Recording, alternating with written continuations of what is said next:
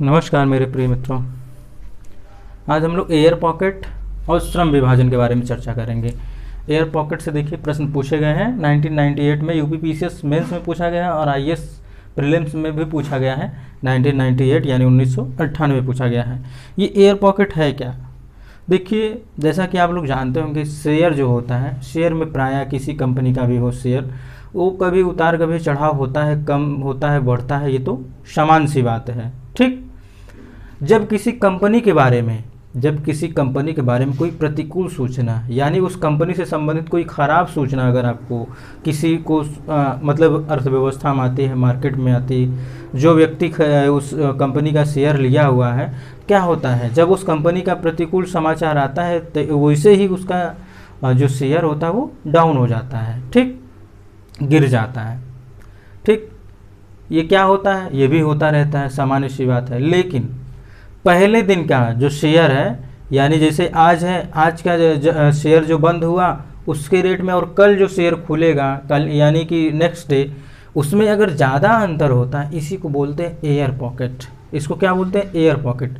ये ऐसा पॉकेट नहीं कि जो हवा में है, शब्दों पे मत जाइएगा। एयर पॉकेट लगता है एयर मीन्स हवा, पॉकेट में हमारी पॉकेट, हवा में पॉकेट हो गई। एक प्रकार से हवा में ही पॉकेट है, जिसका कोई निश्चित नहीं रहता है। ठीक, और जब ये इसमें निश्चितता नहीं आती यानी कि इसमें लाभ ही हमेशा ना मिले, उसी को बोल देते हैं एयर पॉकेट।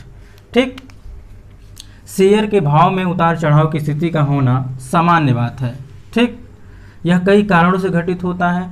यदि किसी कंपनी के विषय में प्रतिकूल सूचना आती है तो कंपनी के शेयरों के भाव गिर जाते हैं। इस प्रकार की स्थिति में यदि पहले दिन के बंद भाव और दूसरे दिन के खुलने वाले भाव में काफ़ी अंतर होता है तो यह स्थिति एयर पॉकेट की होती है। देखिए, मैंने इसके बारे में पहले से ही चर्चा कर दिया कि क्या होता है ये, कि शेयर जो होता है प्रायः सामान्य सी बात है, कभी घटता है कभी बढ़ता है, यानी कभी ऊपर होता है कभी नीचे होता है। लेकिन किसी कंपनी से संबंधित अगर कोई प्रतिकूल सूचना मिल रही है तो क्या होता है, उस कंपनी के शेयर क्या हो जाते हैं? गिर जाते हैं। ठीक, गिर जाते हैं। लेकिन उस दिन बंद हो, जैसे कि उस दिन जब बंद होने वाला जो शेयर का मूल्य होता है और दूसरे दिन जब शेयर का यानी दूसरे दिन खुलने के शेयर का जो मूल्य होता है, उसमें अगर ज़्यादा अंतर होता है, काफ़ी अंतर होता है, इस स्थिति को क्या कह देते हैं? एयर पॉकेट कह देते हैं मित्रों। ठीक, क्या कह देते हैं? एयर पॉकेट कह देते हैं। देखिए, आईएएस में पूछा गया है, यूपीपीसीएस में पूछा गया है 1998 में, मेंस में यहाँ पूछा गया और प्रीलिम्स में यहाँ पूछा गया है। ठीक, और अब हम लोग समझते हैं डिवीजन ऑफ लेबर यानी श्रम विभाजन। देखिए, श्रम विभाजन आप लोग सभी लोग परिचित होंगे, ऐसे कोई भी व्यक्ति नहीं होगा जो श्रम विभाजन से नहीं परिचित होगा और अपनी आंखों के सामने देख नहीं रहा होगा। हर कोई देख रहे होंगे, हर कोई, हर जगह, किसी कंपनी में आप जाएंगे तो भी वहाँ पे श्रम विभाजन देख रहे होंगे। ठीक, किसी शॉप में जाएंगे वहाँ पर भी श्रम विभाजन देखेंगे। हाँ, किसी इंस्टीट्यूट पे जाएंगे वहाँ पर भी श्रम विभाजन आप देखेंगे। ठीक, आप कहा जाए तो छोटी सी संस्था लेकर के बड़ी संस्था तक भी अगर आप जाएंगे तो वहाँ पे क्या होगा? श्रम का विभाजन होगा, यानी डिवीजन ऑफ लेबर होगा। ठीक, ये श्रम विभाजन होता क्या है? अब किसी कार्य में क्या होता है, किसी कार्य में कोई भी कार्य हो, चाहे वो किसी कंपनी की हो, फैक्ट्री की हो, किसी इंस्टीट्यूट की हो, चाहे गवर्नमेंट तक की भी हो, क्या होगा? सभी का कार्य अलग अलग बांट दिया जाता है। मैं एक उदाहरण देके आपको बताता हूँ। मान लीजिए एक बिस्किट की फैक्ट्री है। अब उसको बनाने का कार्य यानी उसको जो क्या बोलते हैं, मैदे को जो बनाने का कार्य होगा, यानी जो उसको गूँथने का कार्य होगा वो कोई और करेगा। ठीक, उसको काटने का, उसको शेप देने का कार्य कोई और करेगा। ठीक, और उसको पकाने यानी जो ओवन में डालेंगे वो कार्य कोई और करेगा। अब उसको पैकिंग करना है तो कोई और कार्य करेगा, और उसको मार्केट में ले जाना है तो कोई और कार्य करेगा। ठीक, मार्केट में ले जाके क्या करेगा? सेल करेगा, वो किसी और का कार्य है। यानी ये भी क्या है? श्रम का विभाजन है अलग अलग। और आपको ये पता होगा, जब श्रम का विभाजन अलग अलग होता है तो उसमें विशिष्टता आती है। नहीं समझे? जैसे एक ही व्यक्ति क्या करे, सारे कार्य करे एक फैक्ट्री के, तो उतनी क्वालिटी नहीं आएगी। लेकिन अलग अलग व्यक्ति अगर करते हैं तो वो उस क्षेत्र में क्या हो जाते हैं?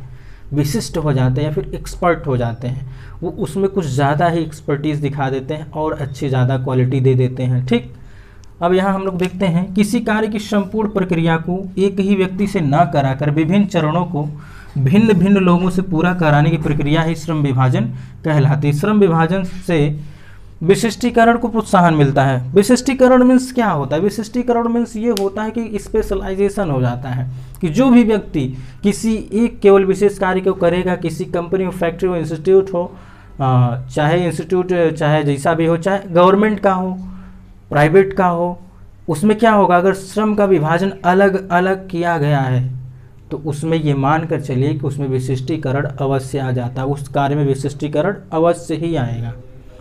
और उसका लाभ क्या होगा? उसका लाभ उस प्रोडक्ट से पे आएगा। यदि यहाँ वहाँ पे कोई किसी भी गुड्स या फिर किसी भी वस्तु का अगर वहाँ पे प्रोडक्शन हो रहा है, या फिर वहाँ पे कोई सेवा है, सेवा भी अगर है तो उसमें क्या होगा, उसमें भी क्वालिटी आएगी। जैसे मान लीजिए किसी इंस्टीट्यूट में कोई प्यून है, ठीक, वो प्यून डेली अपना कार्य कर रहा है, उसका कार्य क्या किया गया, उसका वर्क क्या कर दिया है, डिवाइड कर दिया गया है। वो क्या करेगा, यहाँ से वहाँ तक सफाई करेगा, यहाँ पे ये कार्य करेगा, वहाँ पे वो कार्य करेगा। लेकिन बाय द वे एक दिन अगर वो नहीं आता है, मान लीजिए नहीं आया, कोई एक मल्टीपल व्यक्ति किसी और को बुलाया गया करने के लिए, तो वो व्यक्ति उतनी विशेषता से नहीं कर पाएगा जितना कि वो डेली वाला करेगा। क्यों? क्योंकि अब वो उस मामले में क्या हो गया, विशेषता प्राप्त कर लिया है, यानी वो एक्सपर्ट हो गया है।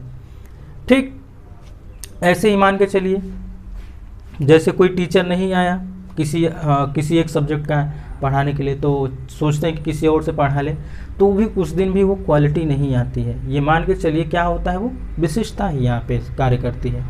मान लीजिए आपकी फैक्ट्री, आप मान लीजिए किसी फैक्ट्री के ऑनर है, किसी फैक्ट्री के आप क्या है, ऑनर है, और किसी एक दिन जो हेड लेबर है यानी कि जो हेड कारीगर है वो नहीं आया और आप उसके अंडर में कार्य कर रहे थे, तो ऑनर यानी आपने क्या कहा कि ऐसा है कि आज वो आया नहीं है और हमें ज़रूरी से ज़रूरी ये प्रोडक्ट प्रोड्यूस करना है, और तुम क्या करो, इसको प्रोड्यूस करो, इसे ऑर्डर आया, इसको सेल करना है यानी भेजना है मार्केट में।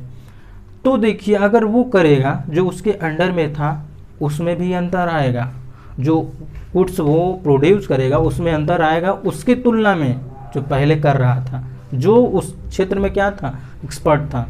तो मित्रों, श्रम विभाजन इतना विस्तृत बताने के लिए इसलिए मैं बताया क्योंकि हर कोई जानते हैं श्रम विभाजन, लेकिन इसको व्यवहारिक तरीके से जानना आवश्यक है। अब आप कहीं पर भी जाएंगे, चाहे आप मार्केट में जाएं, चाहे बैंक में जाएं, बैंक में भी देखिए अलग अलग श्रम विभाजन होता है। ठीक, बैंक में भी क्या होता है, सभी के कार्य क्या होते हैं, अलग अलग होते हैं।